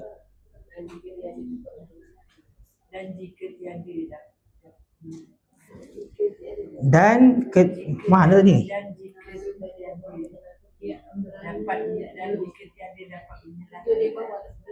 Tujuh daripada bawah. 1, 2, 3, 4, 5, 6, 7. Mana ni? Dan jika tiada, ni la ilaha illallah. Dan jika tiada dapat menyelati kerana berlekat setengah dengan setengahnya, maka haram diceraikan dia kerana diselati akan dia. Kalau contohlah jari dia memang rapat, bukan dia bukan rapat tu sebab ni memang tak boleh buka, maka tak payah paksa. Contohlah kan ada orang melekat, contohlah macam jari kaki dia ataupun tangan dia melekat gini, yang lain boleh je, dia lah Dia beza, rapat dengan melekat beza. Rapat ni maknanya boleh jarakkan. Ni melekat tayar. Contoh cacat kan, dia jari dia melekat. Ni tak payah dia nak. Habis kepak tayar. Okey, maka jadi haram. Kalau dia buka juga kan, takut berdarah dan sebagainya, haram. Tak payah tu. Dan kaifiat menyelati, cara menyelati akan anak jari tangan, bahawa dijadikan anak jari tangan yang kanan pada celah anak jari yang kiri daripada sebelah belakangnya atau akasnya, belakang, sebaliknya. Sunat macam mana dia? Gini daripada belakang gini. Sunat dia gini. Kadang-kadang kita gini kan. Sunat gini. Tangan kiri sapu atas belakang tangan kanan. Tangan kanan sapu atas belakang tangan kiri. Tu cara dia. Kadang-kadang kita gini je. Okey, kalau elok yang afdal, yang kalau nak sunat betul lah. Kalau sunat buat gini, atas dia. Okey. Yang kiri daripada sebelah belakang atau akasnya, dan anak jari dua kaki dengan bahawa dimulai dengan kelingking dengan tangan kiri daripada bawah kakinya melalui dengan kelingking kaki kiri yang kanan disudahi dengan kelingking kaki yang kiri. Beza pula. Kalau tangan daripada belakang, kalau kaki daripada bawah. Kan biasanya kalau kita ambil kan kaki kanan dulu kan. Sunat dia kaki kanan disapu oleh tangan kiri. Kaki kiri disapu oleh tangan kanan. Dia bersilang. Tahu dia mudah. Contoh kan kita kan nanti kan tapak kaki kita kan macam gini. Jadi sunat dia menyelat daripada bawah. Menyelat daripada bawah. Dia ada juga. Sama ada nak buat serentak ataupun cara dia kita satu-satu. Satu-satu pun boleh. Okey. Sama juga dengan berbeza dengan kaki kiri. Kalau kaki kanan daripada kelingking. Contoh ni tapak kaki kanan kita kan. Dia gini. 1, 2, 3, 4. Kaki kiri bermula daripada sini. Kaki kiri mula daripada sini. 1, 2, 3, 4. Lepas tu dia kata gini. Dimulai dengan kelingking kaki yang kanan. Disudahi dengan kelingking kakinya yang kiri. Jadi dia akan jadi gini. Gitu. Daripada kanan, daripada kiri mula daripada ibu jari sehingga kaki kelingking yang kiri. Tu dia cerita dia. Ni sama juga urutan kalau potong kuku. Potong kuku kaki lah. Potong kuku kaki dia sunat dia daripada kelingking kanan. Kelingking kanan terus sampai kelingking yang kiri. Tu urutan yang ulama ajar lah untuk potong kuku lah. Kaki. Kalau kaki, kalau tangan dia mula pada telunjuk kan. Telunjuk kanan jari 1, 2, 3, 4. Lepas tu kelingking kiri 5, 6, 7, 8, 9. Last ibu jari kanan. Tu urutan kalau potong kuku lah. Okey. Tu dia.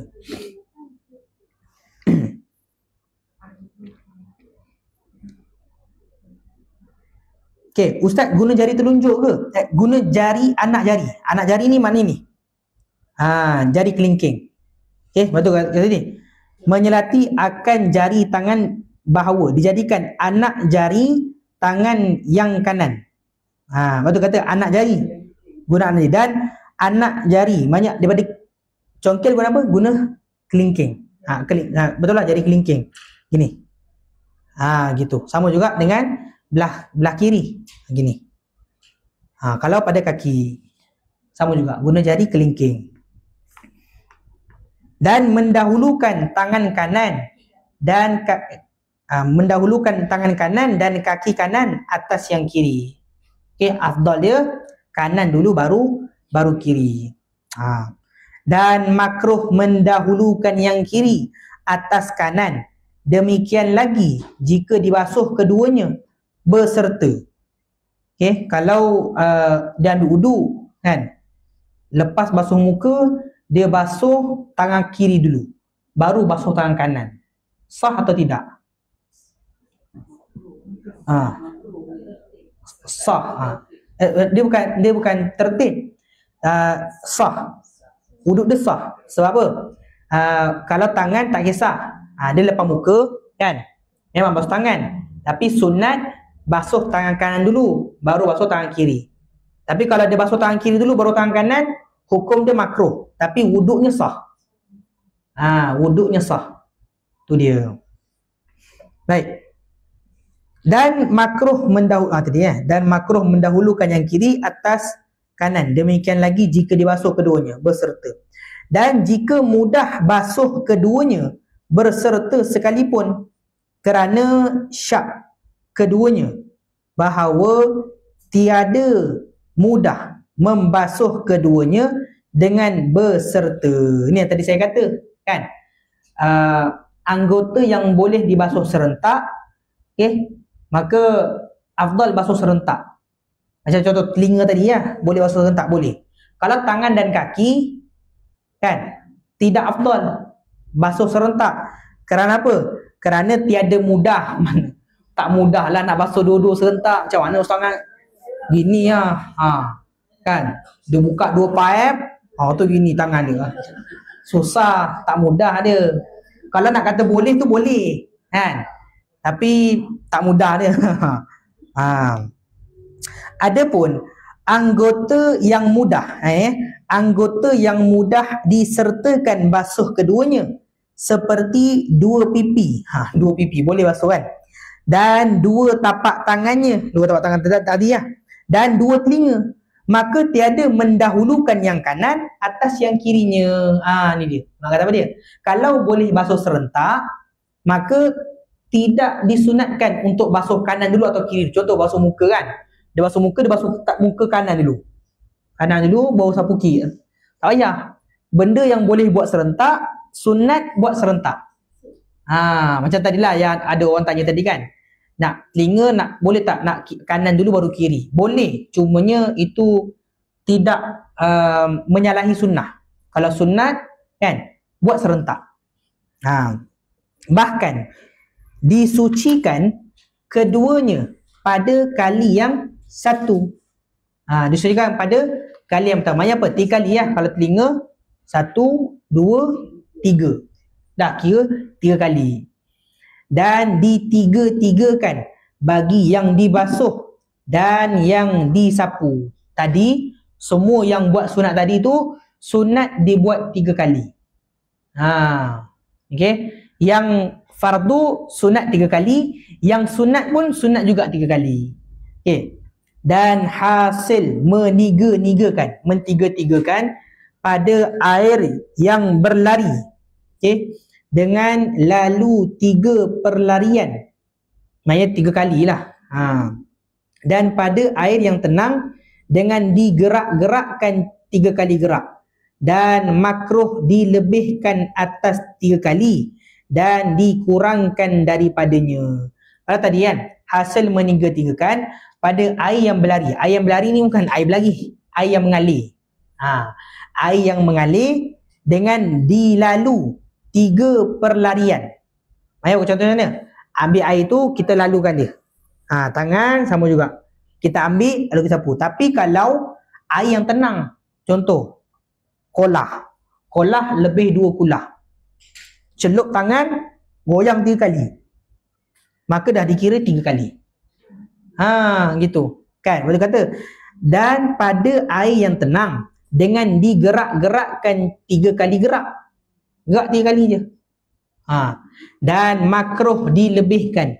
Makruh dilebihkan pada basuhan tu. 4 kali makruh. 2 kali pun makruh juga. 2 kali pun makruh juga. Cumanya bila kita ambil wudu, contohlah, bukan pada muka, contoh ambil pada tangan. Kita ambil wudu. Basuhan pertama, contohlah, basuhan pertama ada anggota yang wajib dikenakan air, tapi air tak kena.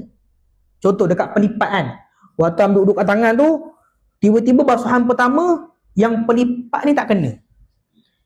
Lalu kita ambil lagi berapa kali? Lagi 2 kali kan? Ambil basuhan kedua. Basuhan kedua baru kena penuh. Basuhan ketiga penuh. Nak tanya, dia ambil uduk basuh tangan berapa kali? Wajib sekali. Maka maknanya betul lah, total 3 kali lah. Jawapan dia baru ambil 2 kali. Sebab yang kali pertama tu tak sah. Tak kena. Dia baru dikira satu jika mana penuh, sah. Sah baru dikira pertama. Contohlah, kali pertama ada yang tak kena.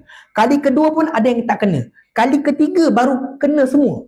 Maka kali ketiga tu baru dikira yang pertama. Yang pertama kedua tadi dikira membazir air. Dia tak dikira lah. Tidak dikira. Kan? Habis saya pernah dengar ada ustazah ada cerita gitu.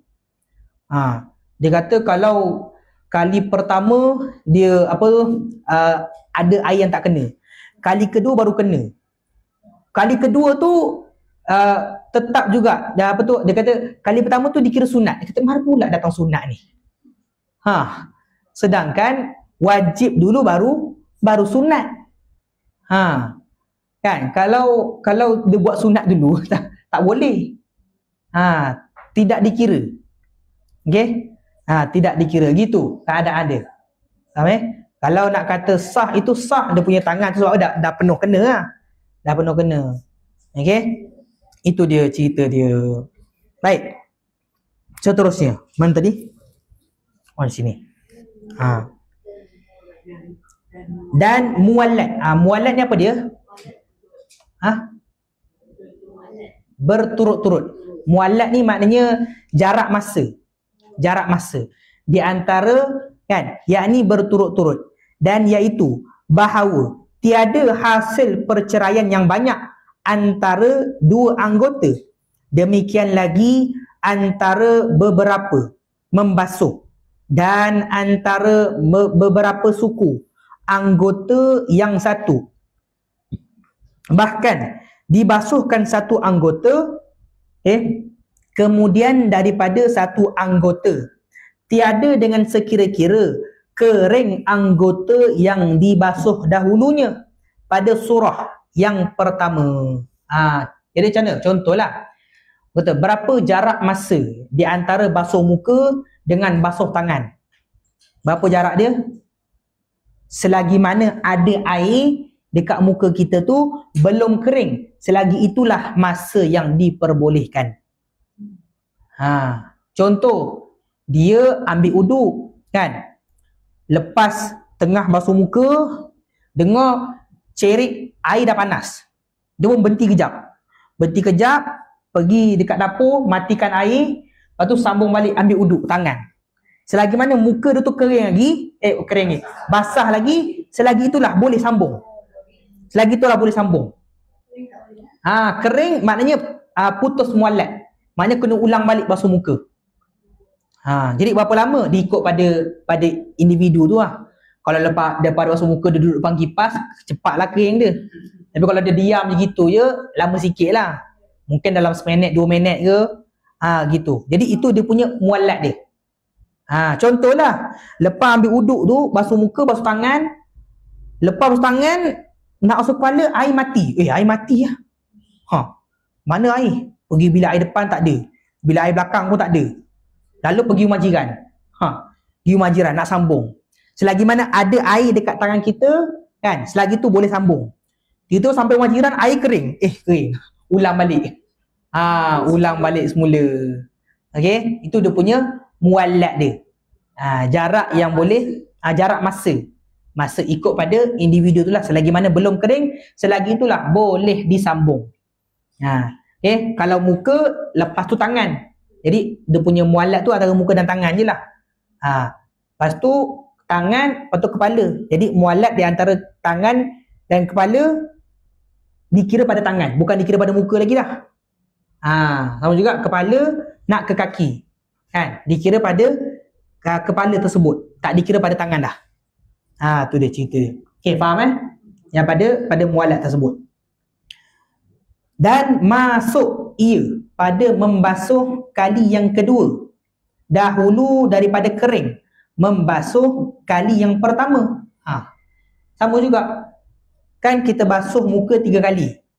Di antara nak basuh muka kali kedua, kan, jarak dia selagi mana air yang pertama tu belum kering, selagi itulah boleh basuh muka yang kedua.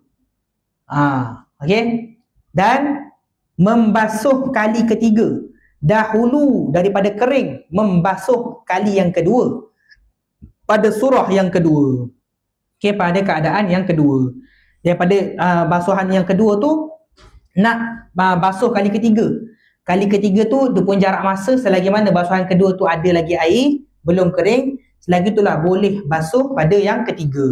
Baik. Dan diibaratkan, iktibarkan dan diiktibarkan membasuh tu tertinggal titik tu.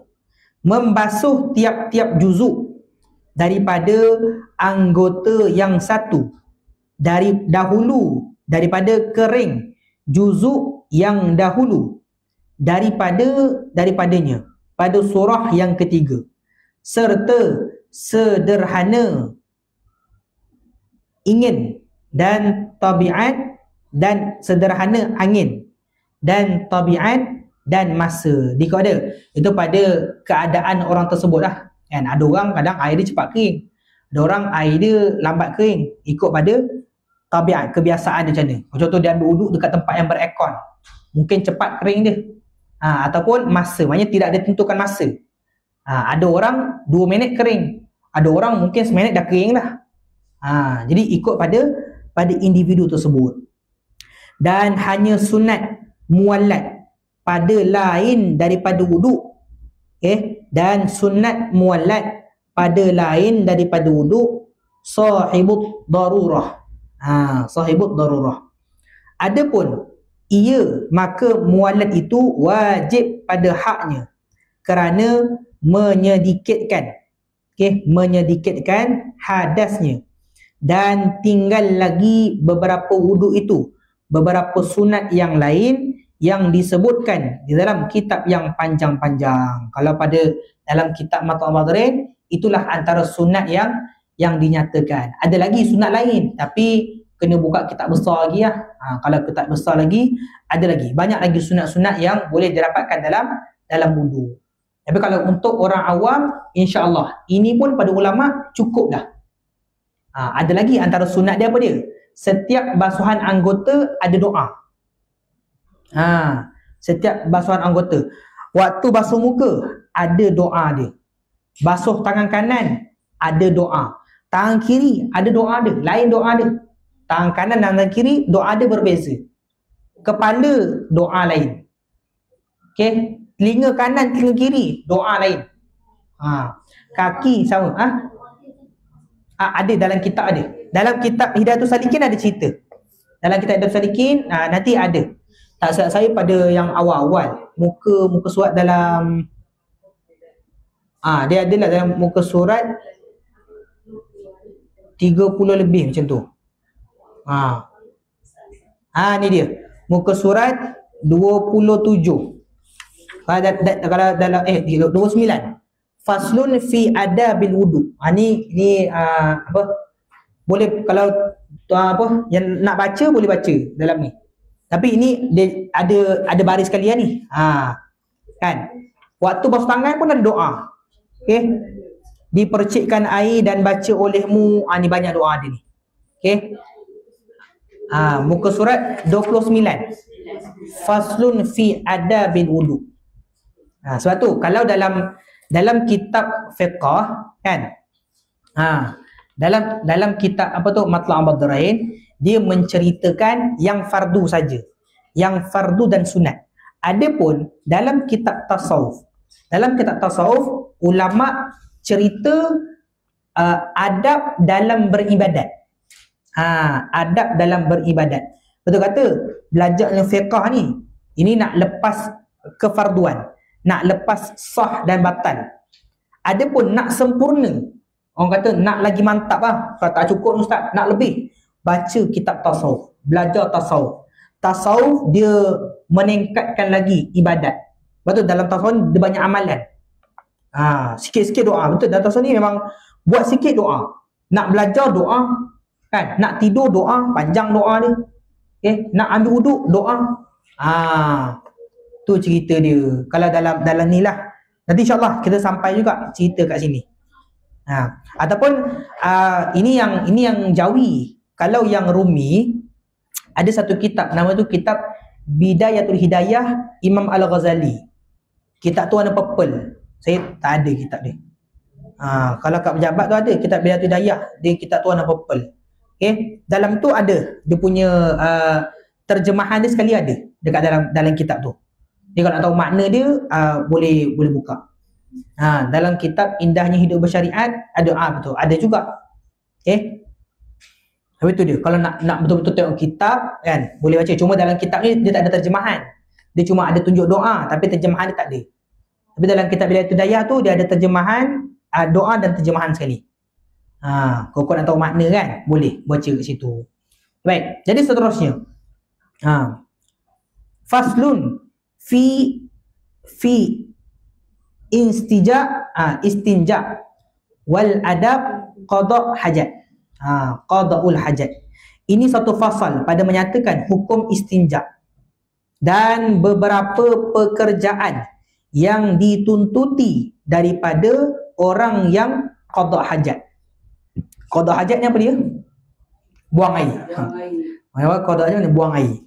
Bermula istinja itu wajib daripada kencing dan ghaid. Ghaid ni buang air besar. Berak lah senang kata kan? Dan lain daripada keduanya, daripada tiap-tiap najis yang dibasuh dan jika nadir sekalipun. Dan jika nadir sekalipun. Nadir ni apa dia nadir? Dan kitab saya ada terjemahan dia. Ke surat 9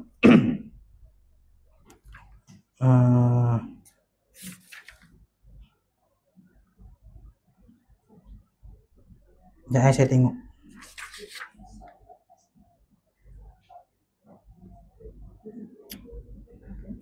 Jarang. Jarang. Ini memang jarang. Yang apa? Allahumma salli Muhammad. Nanti saya tengok balik dia punya terjemahan dia. Serta seperti jarang ni maknanya yang cair. Jarang ataupun jarang berlaku, nadir.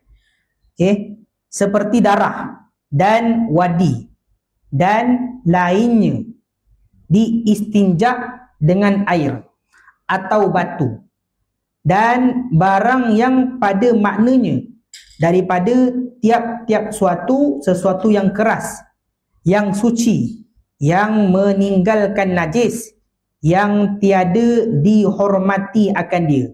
Ini pada kalau kita nak istinja. Istinja ni maknanya kita bersuci lah. Dah berqada hajat, lalu kita istinja. Hukum menyucikan najis tersebut. Maka keluar dengan sesuatu yang keras seperti yang cair seperti air mawar dan cuka tak boleh. Tak boleh kita istinja menggunakan air mawar atau cuka. Memang walaupun benda tu orang kata apa, suci kan, air mawar suci tapi tidak sah dibuat istinja. Ataupun cuka. Dan keluar dengan suci sesuatu yang najis seperti batu yang mutan najis atau tahi yang kering. Kalau cerita pada tadi kan, boleh istinja dengan air atau batu, dan barang yang pada maknanya daripada tiap-tiap suatu yang keras, yang suci. Boleh guna apa-apa kan, air, batu ataupun perkara yang keras, yang suci, yang bersih tu dia. Yang meninggalkan najis, maknanya boleh meninggalkan najis, boleh kita buat untuk bersuci. Yang tiada dihormati akan ni, maknanya selain benda, contohlah makanan tak boleh. Contoh makanan tu keras pun tak boleh. Kan? Dan terkeluar daripada najis seperti batu yang mutanajis. Dia batu memang pada asalnya batu boleh digunakan untuk bersuci. Tetapi batu yang najis, ada najis, tidak boleh. Tak boleh menggunakan batu yang ada najis untuk dibuat istinja. Ataupun tahi yang kering. Kan? Tahi kering keras. Contohlah, tahi unta, tahi lembu kan dia macam batu. Kalau dah lebih kurang dalam seminggu ke 2 minggu, sebab tahi ni dia akan cair. Kan? Jadi benda tu makin keras. Dah keras pun tetap tak boleh dibuat bersuci. Sebab daripada najis. Najis tak boleh. Baik. Dan keluar dengan meninggalkan sesuatu yang tiada meninggal, seperti tanah yang lembut, yang berhambur, atau barang yang lembut dan yang licin, umpama buluh. Okey, sama juga tak boleh guna. Contoh, tanah yang lembut dibuat bersuci, tak boleh. Contoh guna apa? Guna lumpur tak boleh dibuat bersuci. Okey, kan? Lepas dah buang air tu ada lumpur ambil lumpur dia sapu, contoh. Tak boleh. Okey, tak boleh buat suci gitu. Kan? Ataupun barang yang lembut dan yang licin, umpama buluh. Buluh pun tak boleh juga. Bahaya buluh, kan? Habis terkoyak tu. Okey. Jadi tengok selama tiada dibelahkan dan dibuat istinja dengan bekas yang dibelahnya. Melainkan kalau buluh itu kan dia dah bawa balik rumah, dia dah potong, dah cantik-cantik, dah buat hias, lalu dia buat buat untuk cebok, maka boleh. Jangan dia ambil buluh seketul gitu, tak boleh. Selagi mana benda tu tidak diolah. Okey, selagi mana perkara itu buluh tu tak diolah. Contohlah kalau kita pergi pasar Karangkraf kan, kadang-kadang ada orang buat bekas daripada buluh kan. Itu boleh dibuat bersuci. Buat cedok ke, cedok air ke. Okey, buat cedok air lah, jangan guna tu buat bersuci. Selagi mana dia? Selama mana tiada dibelahkan dan dibuat istinja dengan bekas yang dibelahnya. Kalau dia buat bekas boleh. Tapi kalau guna buluh tu untuk bersuci tak boleh. Pasir tak boleh. Pasir tak boleh. Okey, pasir memang tak boleh lah. Debu. Debu pun tak boleh. Debu tak boleh. Debu tayamum boleh. Buat tayamum. Untuk nak beristinja tak boleh. Okey. Baik, seterusnya. Dan keluar dengan yang tiada dihormati. Okey, akan dia sesuatu yang dihormati seperti makanan anak Adam. Yang dihormati ni maknanya perkara yang baik. Perkara yang elok. Okey, seperti makanan anak Adam, umpama roti kosong, roti kering. Roti kering tak boleh. Contoh, dia beli roti Perancis kan, roti Bengali tu yang keras tu, keras kematu, dia buat istinja, tak boleh. Apa hukum dia? Haram. Selama mana tiada hangus. Selagi mana tak hangus. Kalau dah hangus, boleh. Roti tu hangus, dia buat untuk istinja, boleh? Boleh. Kan? Macam mana? Contohlah tak ada benda lain, tiba-tiba roti tadi terbakar, hangus, dia nak guna tu buat istinja, boleh. Tapi kalau roti yang kering tu tak boleh.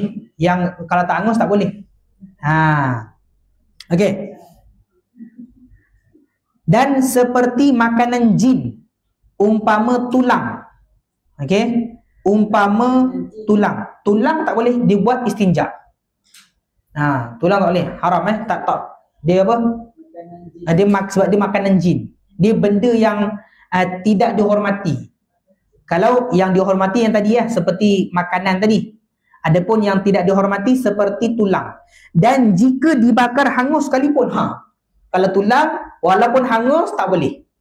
Tetap tidak boleh dibuat istinja. Tu dia. Okey. Kerana tiada keluar daripada keadaannya makanan jin. Sebab tulang ni memang makanan jin. Sama ada hangus ke tak hangus ke, tulang makanan. Sebab tu seeloknya jangan makan tulang. Apa tu, jangan makan tulang lah, makanan jin. Betul tulang. Okey. Isi kat tulang boleh makan. Isi kat tulang tu jangan dimakan. Okey. Tapi kalau contoh dia bukan biasa, kalau tulang lembu taklah, tulang ayam. Biasa makan tulang ayam kan, yang halo-halo kecil-kecil kan. Padahal dia gigit sampai hancur, dah telan. Tu elakkan. Sebab tulang ni dia makanan jin. Ataupun ikan. Sama lah kan. Ikan, jangan makan tulang ikan. Okey. Kepala tak dikira tulang lah. Jadi kalau eloknya jangan makan lah. Itu adalah makanan jin. Okey, baik. Tulang sardin ya. Kalau dah hancur sama juga. Tapi kalau benda tu masih lagi utuh kan, seeloknya tak elakkanlah. Elakkan makan. Baik. Jadi insya-Allah dah masa dah. Kau apa dah ni? Kau 4 dah. Jadi insya-Allah cukup dulu Cukup dulu sampai situ, tanda situ. Pada makanan jin tu tanda tulis tarikh. Dia biasa kalau gitu. Kalau eloknya lepas tu tanda, lepas tu tepi tu tulis tarikh berapa bulan. Nanti insya-Allah lepas ni kita sambung, tinggal buka saya buka tu. Baik. Jadi insya-Allah tuan-tuan cik puan cukup dulu pada hari ini. Wallahu a'lam bissawab.